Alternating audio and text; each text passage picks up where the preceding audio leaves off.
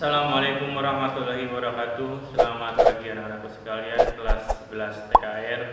Kali ini Bapak akan membawa pelajaran PSPT TKR, yaitu pembelian sasis pemindah tenaga kendaraan ringan. Nah, kali ini Bapak akan memberikan materi tentang masalah ban. Nah, materi yang pertama ban. Sebelum kita ke ban, kita harus tahu indikator pencapaian kompetensi dulu. Nah, ini indikator ini adalah nanti bagaimana caranya ya setelah mempelajari ban kita harus mencapai poin-poin tertentu. Yang pertama itu mengenali secara memilih ban untuk pemakaian khusus. Kemudian yang kedua menyeleksi cara memilih ban untuk pemakaian khusus. Kemudian yang ketiga menafsirkan cara memilih ban untuk pemakaian khusus. Dan yang terakhir menanggulangi cara pemilihan ban untuk pemakaian khusus. Nah, kemudian setelah pencapaian kompetensi, nah sekarang tujuan pembelajaran. Yang pertama, peserta didik dapat mengidentifikasi masalah melalui literasi bahan ajar cara memilih ban. Kemudian yang kedua, peserta didik dapat menyeleksi informasi-informasi dari literasi bahan ajar memilih ban. Kemudian yang ketiga, peserta didik dapat secara cermat mencari alternatif cara memilih ban. Kemudian yang ketiga, peserta didik dengan penuh kreatif mengasosiasi cara memilih ban. Nah, ban, kalau kita bicara masalah ban, nah ban ini adalah bagian mobil yang bersentuhan langsung dengan permukaan jalan atau menopang semua beban kendaraan. Nah, makanya ban ini harus lentur. Nah, kemudian ban-ban ini berputar pada permukaan jalan dan tenaga mesin ditransfer melalui ban. Ban juga berfungsi sebagai peredam untuk memperlembut kejutan dari permukaan jalan dan menambah kenyamanan berkendaraan.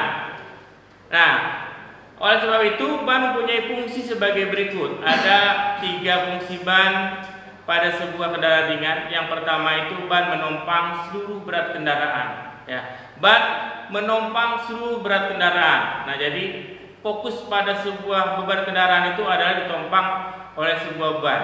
Kemudian yang kedua, ban ini bersentuhan langsung dengan permukaan jalan dan memindahkan gerakan dan daya pengereman ke jalan. Dengan demikian mengontrol gerak awal, percepatan, perlambatan, pengereman, dan belokan. Nah, yang terakhir, penyerapan kejutan yang diterima dari permukaan jalan yang tidak rata.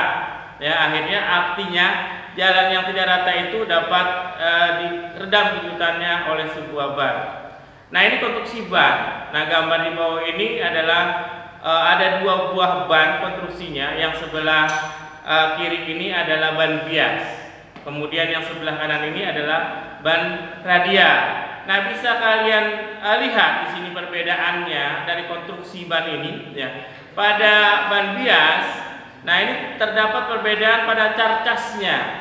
Nah, kalau pada ban bias ini terdapat carcasnya breaker disebut. Kemudian kalau ban radial ini disebut dengan bel. Nah, kemudian konstruksinya selain carcasnya itu bagian linernya. Nah, di sini kalau bagian ban bias itu terdapat inner tube ya, maaf. Kemudian yang kalau ban radial ini terdapat inner liner.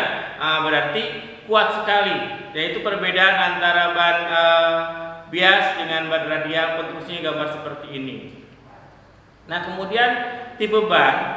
Nah, jadi dilihat dari tipe ban ini dilihat dari carcasnya. Nah, tadi carcas itu ya ada yang menggunakan breaker, ada yang menggunakan bel ya.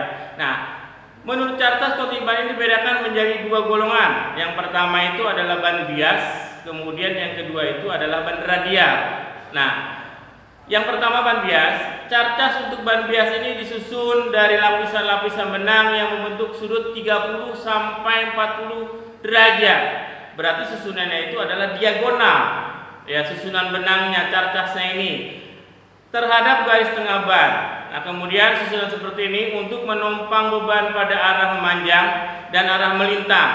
Akan tetapi pada saat menerima beban vertikal, lapisan benang cenderung menggeliat seperti diperlihatkan pada gambar. Nah, ini adalah gambar konstruksi ban bias.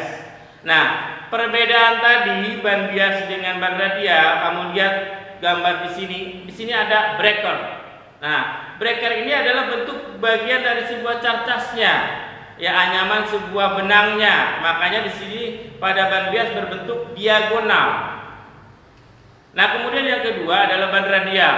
Nah, ini untuk ban radial, cartas pada ban radial terdiri dari lapisan benang yang tegak lurus dengan garis tengah ban. Nah, artinya berarti sudutnya itu 90 derajat anyaman bannya, cartasnya. Nah, berbeda dengan ban bias tadi berbentuk diagonal. Kemudian konstruksi seperti ini sangat fleksibel pada arah radial, tetapi kurang tahan terhadap beban memanjang di sekeliling roda. Oleh sebab itu ban radial dilengkapi dengan belt. Nah, biasa disebut dengan rigid breaker. Terbuat dari benang tekstil kuat atau kawat yang dibalut karet. Nah, susunan seperti ini membuat tread lebih rigid, artinya lebih kuat ya dibandingkan dengan ban bias. Nah, ini gambar konstruksi ban radial. Nah, ini sangat jauh berbeda dengan ban bias ini. Bisa kalian lihat di sini terdapat sebuah belt. Nah, kalau tadi pada sebuah ban bias itu adalah breakernya, sehingga cartasnya itu berbentuk radial atau dia membentuk sudut 90 derajat tegak lurus. Nah, ini gambar konstruksi sebuah ban radial. Nah, kemudian ada sistem kode spesifikasi ban. Nah, ternyata ban ini beraneka ragam bentuknya, kemudian ukuran dan lain sebagainya.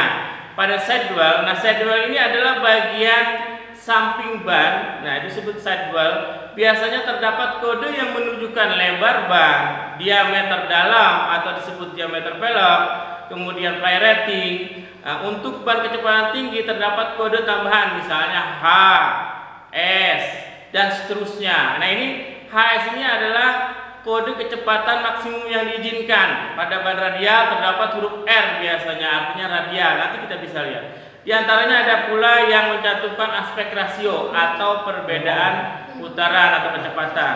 Nah, ini gambar kode spesifikasi ban. Nah, bisa kalian lihat ada kode untuk ban bias 6.45, kemudian S ada 14, kemudian ada 4 PR. Nah, 6.45 artinya itu lebar ban. Kemudian ada S, kecepatan maksimum yang diizinkan. Nah, untuk ban bias biasanya kecepatannya itu 180 km per jam. Jadi kecepatannya tidak boleh lebih dari itu, ya. Nah, kalau lebih dari itu berarti tidak akan normal nanti putaran bannya. Nah, kemudian yang ketiga ini adalah diameter peleknya. Nah, kemudian yang keempat ini adalah ply ratingnya. Jadi kecepatan maksimumnya pembawa beban pada sebuah ban tersebut. Nah, kemudian pada ban radial ada kode 195-70 HR14. Nah, di sini 195 pengertiannya lebar ban. Nah, kalau yang 70 aspek rasio. Nah, pada ban bias tidak terdapat aspek rasio. Nah, ternyata pada ban radial ini terdapat aspek rasio, ya. Artinya itu adalah lebar ban berbanding dengan tinggi ban. Aspek rasio itu. Nah, kemudian H. Kalau pada ban bias S. Nah, pada ban radial itu H, artinya kecepatan maksimum yang diizinkan untuk ban radial itu sebesar 210 km per jam, berarti jauh lebih tinggi putarannya dibandingkan dengan ban bias. Nah, kemudian R-nya itu radial dan 14-nya itu adalah diameter peleknya. Nah, kemudian yang ketiga ini ada sistem kode ban ISO, berarti ini sudah standarnya internasional, ya. Artinya kalau menggunakan ban ini dimanapun sama. Ya, di sini perbedaannya ada 86. Nah, 86 itu adalah kekuatan maksimum yang diizinkan. Nah, yang selebihnya sama, ada 195 itu lebar ban, kemudian 70 aspek rasio, ada R radial, kemudian 14 adalah diameter peleknya. Nah, itu kecepatan maksimum yang diizinkan. Nah, ini arti kode spesifikasi ban yang tadi dari 1 sampai dengan 7, ya. Nah, kalau 1 dengan sampai 7 hanya dimiliki oleh yang ban standar ISO, ya. Yang untuk ban radial hanya 1 sampai dengan 6. Nah, ini yang nomor 1 dari di gambar yang tadi, jadi kode yang tadi 1 lebar ban dalam inci, biasanya itu ban bias. Kalau ban radial itu satuannya milimeter. Nah, kemudian yang kedua, nomor 2 nya maksimumnya diizinkan nanti dari N sampai dengan angka-angka yang berikutnya. Kemudian yang ketiga, diameter pelek dalam inci. Nah, ini kalau diameter pelek ditutupnya satuan inci. Kemudian yang ke nomor 4, kapasitas maksimum membawa beban dalam satuan ply rating. Nah, tadi ada pada ban bias itu ada 4 PR. Nah, kemudian yang nomor 5 itu aspek rasio. Nah, ini aspek rasio ini adalah tinggi ban berbanding dengan lebar ban dalam satuan persen. Kemudian yang nomor 6-nya ban radial, biasanya khusus hanya ada di ban radial dengan kode R. Nah, kemudian yang nomor 7 ada kapasitas pengangkut beban atau load index, itu biasa ada di setara ratio yaitu di 86. Nah, kemudian di sini ada kode maksimum yang diizinkan. Ada dari K, L, M, N, P, Q, R, S, T, U, H sampai P. Nah, ini kecepatan biasanya pada ban bisa kalian lihat ada ban bias S. Nah, di sini bisa dilihat di tabelnya S itu adalah 180. Pengertiannya adalah kecepatan yang diizinkan 180 km per jam. Ya. Nah, kemudian ban radial bisa kalian lihat di sini ada H. Nah, H itu adalah 210 km per jam kecepatannya. Nah, kemudian dan seterusnya ada P. P itu adalah lebih dari 210 km per jam. Nah, sekarang selesai kita ke kode spesifikasi, ada tekanan udara ban. Nah, tekanan udara pada ban adalah faktor paling penting bagi kemampuan dan keselamatan berkendaraan. Nah, ini harus diperhatikan. Ya, meskipun ban dibuat dari bahan yang rapat, udara masih dapat bocor walaupun sedikit. Nah, oleh karena itu tekanan udara pada ban harus diperiksa secara teratur dan disesuaikan dengan spesifikasinya. Tekanan udara saat dingin adalah 4,2 kg cm. Antara ban depan dengan ban belakang ini biasanya berbeda tekanannya, tidak sama, ya. Dan apabila digunakan untuk kecepatan tinggi, nah, ini kecepatan ditambah, itu 0,2 sampai dengan 0,3 kg cm kuadrat. Nah, ini gambar tekanan ban, bisa kalian lihat ada 3 gambar. Nah, ada gambar yang pertama ini sebelah kiri, ini ban normal. Artinya tekanan udara normal.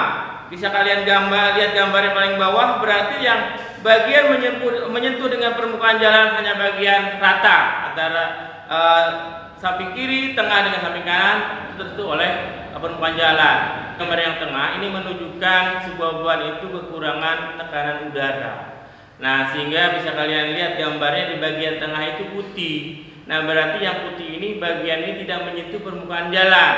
Nah, yang menyentuh itu bagian sisinya saja, kiri dengan kanan. Nah, kemudian yang gambar ketiga sebelah kanan ini, kamu lihat itu hanya bagian tengah yang hitam. Nah, berarti bagian tengah saja yang menyentuh bagian permukaan jalan. Karena kenapa?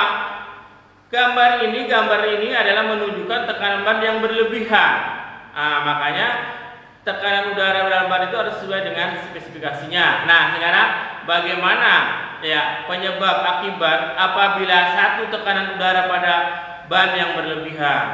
Nah, ini tekanan udara ban yang berlebihan, ya ini akan menimbulkan sebuah masalah. Yang pertama, bidang gesek treads bagian permukaan pada ban yang bersentuhan langsung dengan jalan ini menjadi berkurang sehingga menurunkan kemampuan pengereman dan stabilitas berkendaraan. Kemudian yang kedua, kenyamanan berkendaraan berkurang. Nah, akhirnya kendaraan ini atau si penumpang itu tidak nyaman kalau bannya itu terlalu isi anginnya itu terlalu berlebihan, ya, jadi kaku, rigid, ya. Nah, kemudian yang ketiga, bagian tengah tread aus lebih cepat, ya, karena yang bersentuhan itu hanya bagian tengah kalau tekanan udara di dalam ban itu terlalu tinggi. Nah, kemudian yang keempat, ya, lapisan benang dan ban terlalu tegang dan mudah rusak karena adanya tumpukan dari luar. Nah, ini sangat berbahaya sekali. Nah, ini bisa akan menimbulkan ledakan pada sebuah ban. Nah, kemudian yang kedua, apabila tekanan udara ban yang kurang, nah ini akan menyebabkan apa? Ya. Nah, yang pertama, gesekan ban dengan jalan bertambah, sehingga menyerap tenaga dan menghabiskan bahan bakar lebih banyak, ya, karena bannya terlalu udara yang di dalam ban itu kurang, ya, jadi mesin harus ekstra, sehingga di sini menyebabkan bahan bakar lebih banyak kerja di dalam sebuah mesin. Kemudian yang kedua, ya, kemudi bertambah berat. Nah, karena tekanan udara di dalam ban itu sangat kurang, maka kemudi itu akan terasa berat. Karena kenapa? Karena yang bersentuhan atau yang bergesekan langsung dengan permukaan jalan itu hanya bagian sisi-sisi ban. Nah, itu mengakibatkan kemudi bertambah berat. Kemudian yang ketiga, tepi ban aus lebih cepat. Nah, karena ini yang langsung bersentuhan hanya bagian tepi ban, bagian kiri dengan bagian kanan. Nah, bagian yang keempat, ban menjadi terlalu lentur sehingga temperatur dalamnya bertambah. Dan yang terakhir, mengakibatkan pada kecepatan tinggi cenderung terjadi standing wave dan mengalami hydrofrening. Nah, ini yang ketiga, itu memeriksa tekanan udara pada ban. Yang pertama, ban harus dalam keadaan dingin sebelum melakukan penisan dan penambahan udara. Jadi jangan sekali-kali kamu mengisi udara atau mengisi angin pada ban itu dalam keadaan panas. Nah, kemudian yang kedua, pergunakan selalu pengukur tekanan. Nah, dan jangan hanya diperiksa secara visual saja, artinya hanya ditekan-tekan ban itu dengan menggunakan tangan, tetapi harus dengan menggunakan alat ukur. Nah, itu tadi. Nah, kalau dia antara ban depan dengan ban belakang itu berbeda dan diperhatikan, dan tergantung ukuran ban dan tipe bannya. Kemudian yang ketiga, sesuaikanlah dengan spesifikasi dalam pedoman operasi, lebaran data servis atau pedoman pemilik kendaraan untuk mengetahui tekanan udara ban yang benar untuk bermacam-macam tingkat beban. Nah, ini adalah bagian daripada kesimpulannya. Nah, karena ban ini adalah menopang seluruh berat kendaraan, maka konstruksinya harus kuat dan lentur. Nah, kemudian karena ban ini bersentuhan langsung dengan permukaan jalan dan memindahkan gerakan dan daya pengereman ke jalan, dengan demikian mengontrol gerak awal, kecepatan, perlambatan, pengereman dalam belokan. Nah, kemudian ban menyerap kejutan yang diterima dari permukaan jalan yang tidak rata, maka harus lentur. Nah, kemudian terakhir, tekanan udara pada ban harus diperiksa secara teratur agar ban dalam kondisi baik. Nah, ini ada kesimpulan terakhir, kemudian ada tugas untuk kalian kerjakan. Sampai di sini, wassalamualaikum warahmatullahi wabarakatuh.